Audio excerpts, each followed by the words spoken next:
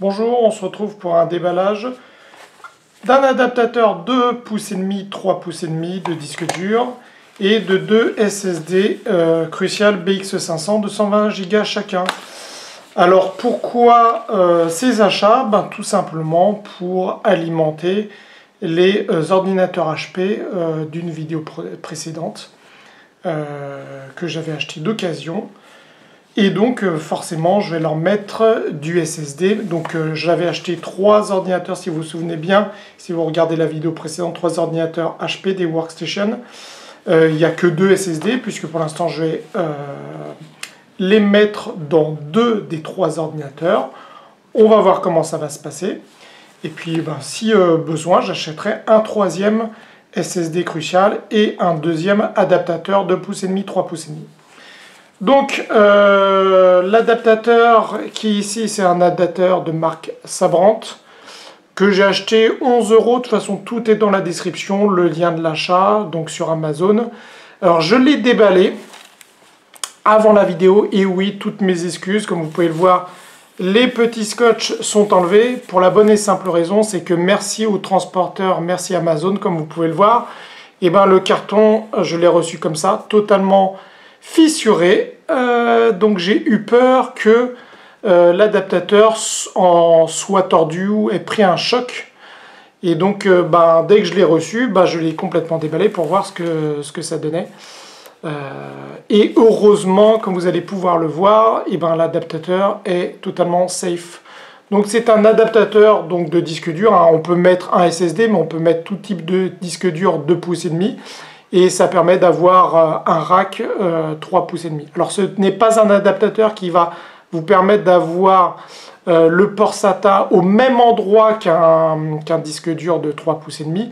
Ça va juste être une baie, un rack, comme c'est marqué ici, pour adapter un disque dur 2 pouces et demi dans un rack, dans une baie de 3 pouces et demi. Ce qui est totalement le cas, puisque je vous le rappelle, les disques durs, les racks de disques durs sur les ordinateurs, le Z200 et le Z400 n'ont pas d'adaptateur fourni, n'ont pas de rack 2 pouces et demi, contrairement d'ailleurs au HP Compact. Voilà. Alors qu'est-ce qu'on retrouve sur l'emballage? On retrouve tout simplement comme quoi c'est un adaptateur de disque SSD ou de disque classique SATA 2 pouces et demi, 3 pouces et demi, donc c'est une baie. Ça permet de convertir un disque dur qui était en 2 pouces et demi en 3 pouces et demi. C'est SSD compatible, en même temps c'est le même format, les mêmes vis au même endroit que des disques durs classiques, donc ça c'est purement du marketing. Qu'est-ce qu'on retrouve? Comment ça? Là on retrouve le petit mode d'emploi entre guillemets. Donc on voit un disque de 2 pouces et demi ou un SSD, un disque du classique ou un SSD, qu'on met à l'intérieur, et après, une fois qu'on a vissé le tout, qu'on met à l'intérieur de l'ordinateur dans une baie de 3 pouces et demi. Les différentes langues, anglais, espagnol, français, et puis portugais. D'ailleurs c'est marrant parce que pour le portugais c'est un logo brésilien, et puis pour l'anglais, c'est un logo américain. D'habitude, c'est un petit drapeau anglais et un petit drapeau portugais. Qu'est-ce qui est marqué? Converti tous les 3 pouces et demi disponibles, baie de HD. Oh, dis donc, le français est pas très clair, pas très bon. On sent la traduction Google Translate. Construit de l'acier robuste de SECC. Voilà. Donc c'est en acier.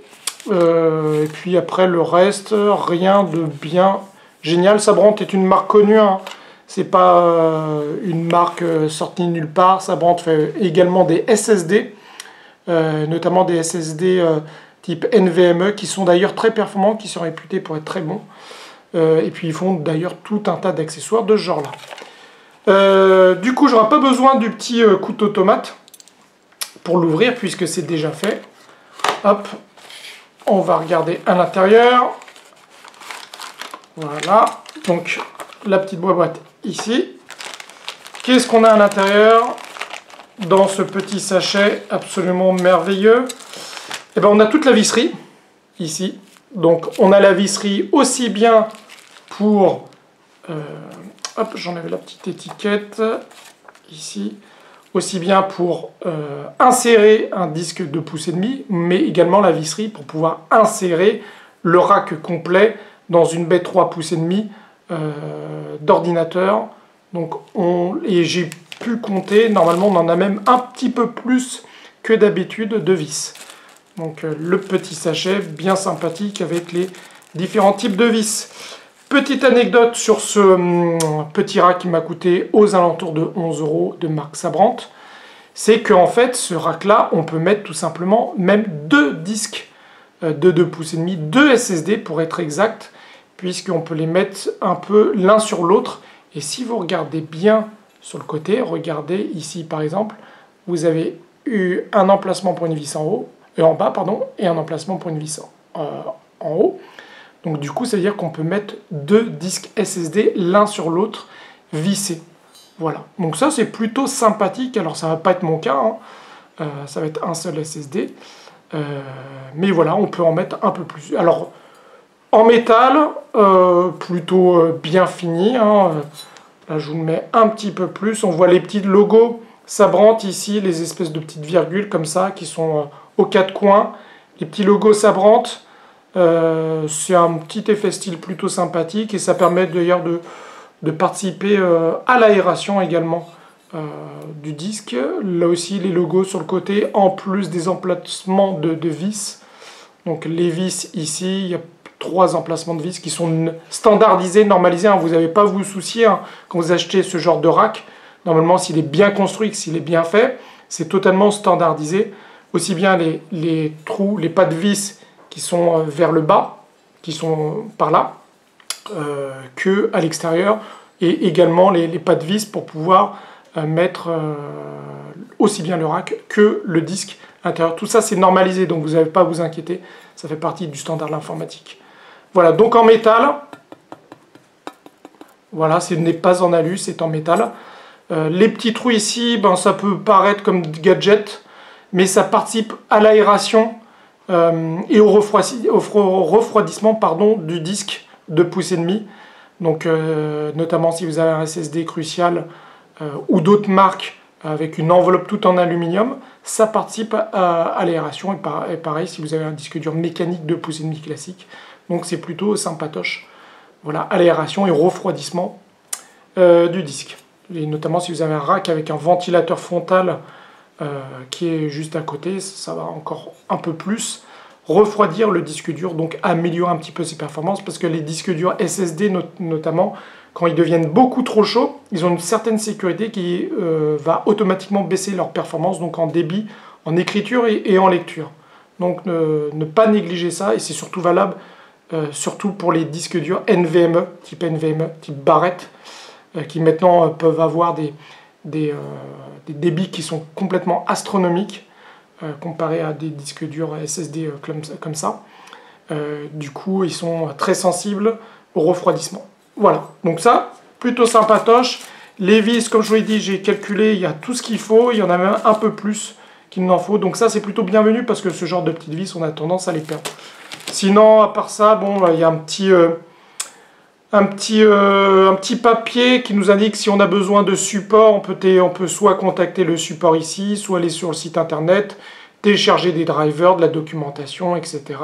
Et on a même un numéro de téléphone, mais c'est un numéro de téléphone étranger. Donc ça ne nous servira pas forcément, et puis pour quand même, ça devrait aller. Là, on a une image intéressante ici, c'est qu'on peut voir donc le rack en lui-même, et on peut voir sur cette photo-là 2 SSD l'un sur l'autre. Hop, comme ça, vous pouvez voir qu'en fait, on peut véritablement mettre 2 SSD et qu'on a les vis pour les visser l'un sur l'autre. Voilà, donc c'est plutôt intéressant. Et là, une autre image, alors ils ont mis des SSD Samsung ici, donc on peut le voir aussi sur cette image-là, 2 SSD l'un sur l'autre. Hop, si j'ouvre, qu'est-ce qu'il y a à l'intérieur? Rien, et on retrouve cette image ici, enfin ces images ici. Voilà, ok. On met ça sur le côté, ça aussi pour le moment, voilà, le petit sachet plastique, la petite visserie sur le côté, et on va s'occuper donc des 2 SSD, alors je vais ouvrir les deux, mais en fait ce sont les deux mêmes, donc 2 SSD BX500 de marque Crucial. Alors comme vous avez pu déjà voir sur la chaîne, je suis un friand des SSD de la marque Crucial, notamment la gamme MX500 que j'aime beaucoup, qui a l'avantage d'être en aluminium et aussi qui a l'avantage d'avoir une mémoire tampon type DRAM et donc d'avoir des débits qui sont relativement stables. Le BX500, c'est la gamme du dessous, qui normalement, si je ne me trompe pas, et on va le vérifier, a une coque en plastique. Pour le refroidissement, c'est un petit peu moins efficace. Et qui aussi n'a pas de mémoire tampon type DRAM, donc il y a une stabilité en termes de transfert qui est un peu moins bonne. Mais en même temps, ce sont des disques qui sont moins chers, donc par même type de stockage, on a aux alentours de 10 à 20 euros de différence, ce qui peut ne pas être forcément négligeable, hein, ça va dépendre, hein, ça peut correspondre à pratiquement 20-30% du prix, ça va dépendre du prix total. Et en plus, les BX500 peuvent descendre à 120 Go, ce qui n'est pas le cas des MX500. Les MX500, donc plus haut de gamme, commencent à 240 Go et terminent jusqu'à 2 Tera de tête, alors que les BX500 commencent à 120 Go et de tête, dans mon esprit, terminent à 1 Tera. Donc, ils sont considérés un peu comme les entrées de gamme de la marque Crucial, mais même les BX500 sont réputés pour être également très bons. Donc voilà. Alors le packaging, on voit le petit logo du modèle BX500 Crucial, marque de Micron, l'industriel Micron, 120 Go ici. À l'arrière, qu'est-ce qu'on a? On peut vous dire qu'on a un logiciel de transfert de données, j'en avais déjà parlé lors du déballage d'un SSD Crucial MX500, c'est exactement le même packaging. On a un logiciel de transfert de données, de clonage pour être exact, qui est fourni sur le site, qu'on peut télécharger gratuitement sur le site de Crucial et qui fait super bien le taf chaque fois que j'utilise des disques des SSD de la marque et que c'est pour remplacer un disque dur mécanique classique. J'utilise le logiciel, il est vachement bien foutu, très rapide, aucun souci. On a aussi un logiciel qui est fourni qui permet de tout ce qui est téléchargement du firmware, donc un logiciel que vous installez sur votre PC et qui, quand vous allez le checker de temps en temps, va vous dire si le firmware du SSD est à jour ou pas, et qui va aussi vous permettre certains réglages d'optimisation. Donc tout ça, c'est sur l'adresse crucial.com support SSD. Vous allez trouver tous ces logiciels téléchargeables gratuitement et qui font super bien le taf. Donc c'est vachement bien. Tout un tas de marquages en plus en plusieurs langues, etc. Là, c'est marqué que ça vient de Thaïlande, les petits codes barres, hop, et rien d'autre d'intéressant à part les petits logos CE et autres. D'accord? Alors, à la différence du MX500 qui est plus haut de gamme, qui lui garantit 5 ans, les BX500 sont garantis 3 ans, ce qui est déjà pas mal, hein, puisqu'on retrouve beaucoup de SSD qui sont limités à une garantie de 2 ans. Ça veut dire que Crucial a vraiment confiance aussi bien au MX500 garantie 5 ans que leur entrée de gamme BX500, puisque la garantie est quand même de 3 ans. Voilà. Pour information, il me semble, alors sur les MX500, c'est de la mémoire flash de type TLC, et je crois aussi que sur le BX500, c'est du TLC. Voilà. Alors, ce que je vous propose avec le petit couteau tomate que l'on retrouve, ça faisait longtemps qu'on ne l'avait pas vu, c'est d'ouvrir le packaging de ce SSD et de voir à quoi correspond à l'intérieur, comment ça se passe. Est-ce qu'il est beau, est-ce qu'il n'est pas beau, est-ce qu'il est en alu, est-ce qu'il est vraiment en plastique, comme on le dit, comme la légende le dit. Hop, on déballe le petit package ici, voilà, hop, ça glisse un petit peu. BX500, on retrouve le logo, 5 volts, 1,7 ampères, SATA 6 gigabits, donc même si on peut le mettre aussi sur des ports SATA 3 gigabits, si on veut vraiment avoir des débits de transfert vraiment optimum sur ce disque-là, sur les SSD d'ailleurs en général, il faut mettre ça sur du SATA 6 gigabits. En général, sur une carte mère, les ports SATA 6 gigabits sont de couleur bleue, et c'est même marqué une sérigraphie sur la carte mère qui vous dit si c'est du SATA 3 6 Go ou 3 gigabits. La capacité, 120 Go, le serial number, le part number, il y a même le FW qui correspond au firmware normalement qui est installé dessus. C'est produit en Thaïlande, tous les logos, FCC pour les États-Unis, CE pour l'Europe, etc. Là on voit le port SATA ici, À l'arrière, on voit qu'on a un petit papier qui va être certainement tout ce qui est garantie, tout ce qui est même peut-être enfin, guide d'installation. Et encore, et du coup, on va ouvrir. Donc, voilà. On ouvre le petit plastique. Je le prends comme ça. Et déjà, je peux vous confirmer une chose, que c'est une coque en plastique, contrairement au MX500, qui est une coque entièrement en aluminium. Donc pour le refroidissement, c'est un peu mieux, mais en même temps, c'est un disque qui est le MX500. C'est une gamme qui est plus haut de gamme, comme je l'ai déjà dit. Donc là, en plastique, mais plutôt correctement fini, il n'y a pas de souci. On voit tous les ports de toutes les petites encoches pour la visserie. Ici, si on veut le visser par le dessous, ou alors visser par le côté, comme vous pouvez le voir. Et des deux côtés, ça aussi, c'est standardisé, donc ça ira parfaitement dessus. Le petit logo Crucial en forme d'étiquette collante. Voilà, Crucial même Micron. Ok, donc si on regarde typiquement, on prend le petit rack, on imagine qu'on le met ici, voilà, regardez, je l'insère, je l'incruste, hop, comme ça, voilà, je regarde si c'est bien en face, je peux vous garantir qu'à peu près les trous sont en face de ce côté-là. Donc il n'y a pas de décalage, et là non plus il n'y a pas de décalage, donc ça a l'air correct. Donc là, là il est vraiment correctement incrusté dans la bonne position dans l'adaptateur sabrante. Donc là j'aurais plus qu'à mettre les vis. Et d'ailleurs, petit truc pratique, hein, c'est qu'il y a une petite encoche ici, je ne sais pas si vous allez voir, ici, voilà, je ne sais pas si vous voyez, pour pouvoir mettre le tournevis, pour pouvoir mettre la vis. Sinon, ça serait une sorte de partie d'équilibriste de passer par là pour mettre la vis. Donc ça, c'est plutôt bien vu de Sabrante. C'est bien recherché pour pouvoir passer son tournevis un peu comme ça. Hop. Voilà. De le passer et de pouvoir mettre la vis pour atteindre. Voilà. Et visser vers le bas. Plutôt pratique. Voilà. Donc en gros, j'aurais plus qu'à mettre la vis.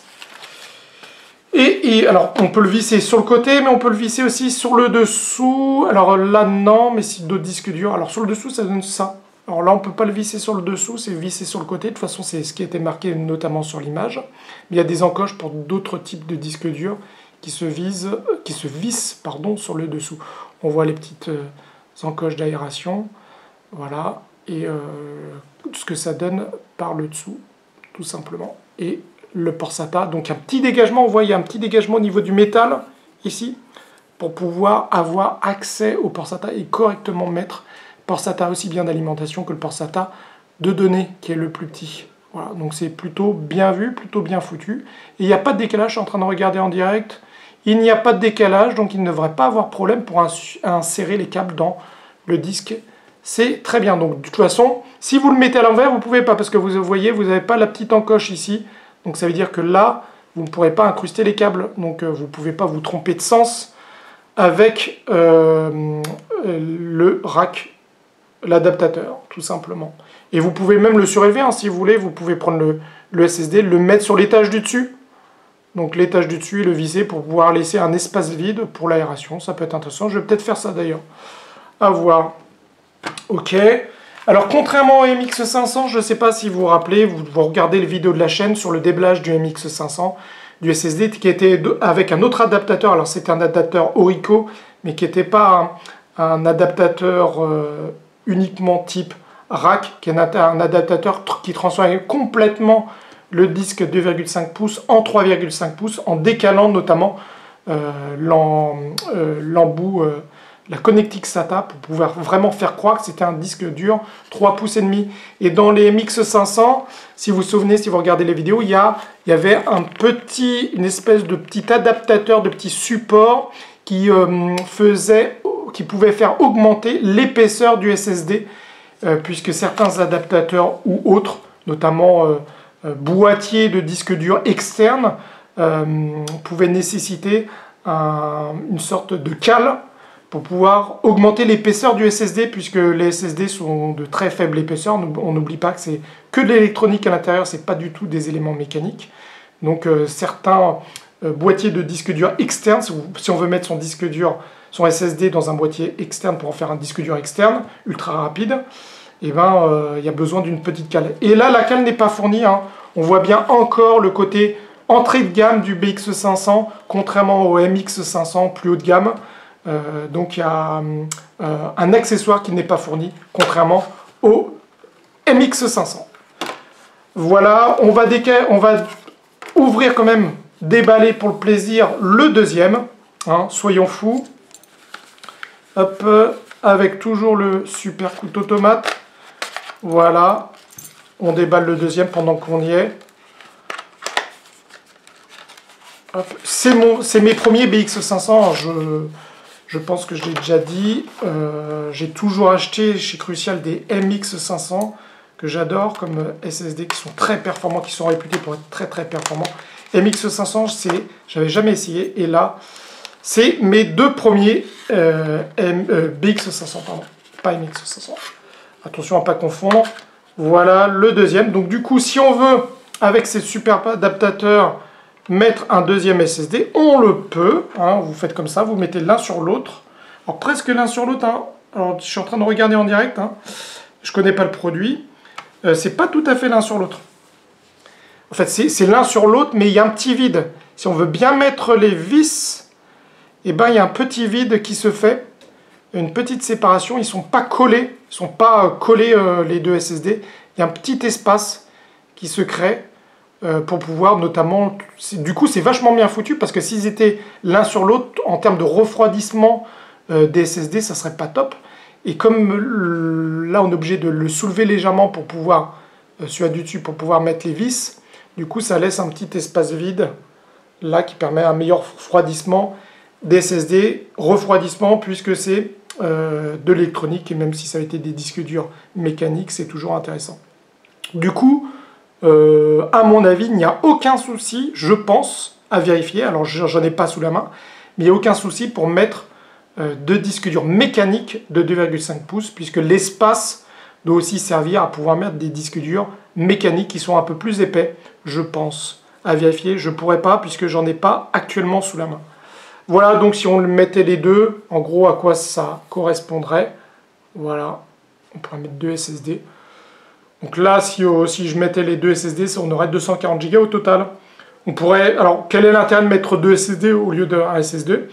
Ben, c'est tout simplement faire du RAID.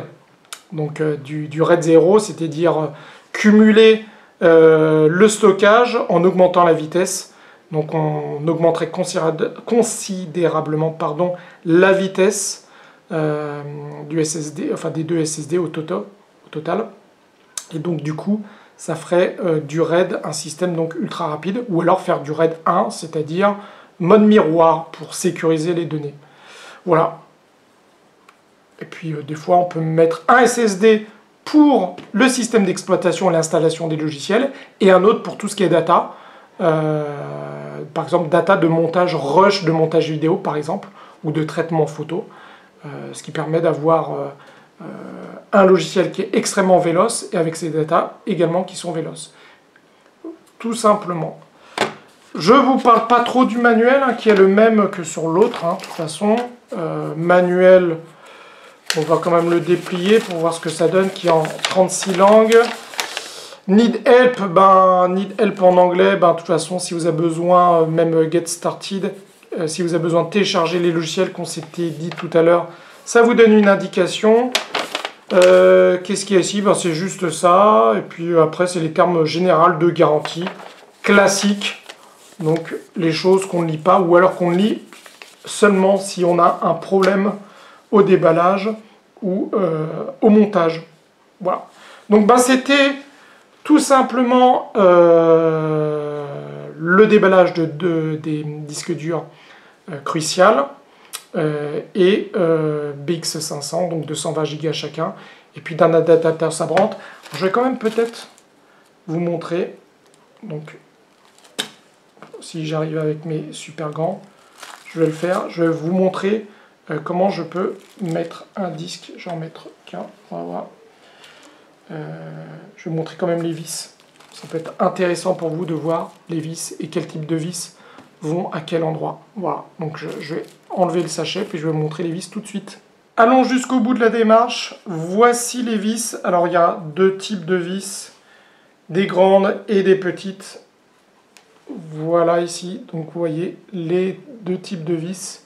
Donc ce type de vis là, c'est pour monter le rack dans la baie de 3,5 pouces, donc pour mettre sur le côté ici, ou alors juste en dessous.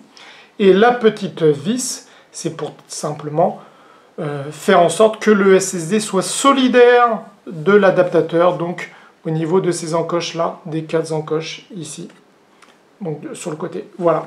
Et donc ces grosses vis là, on en a 2, on en a 3, 4, 5 et 6, alors qu'on n'en a besoin que de 4, voilà.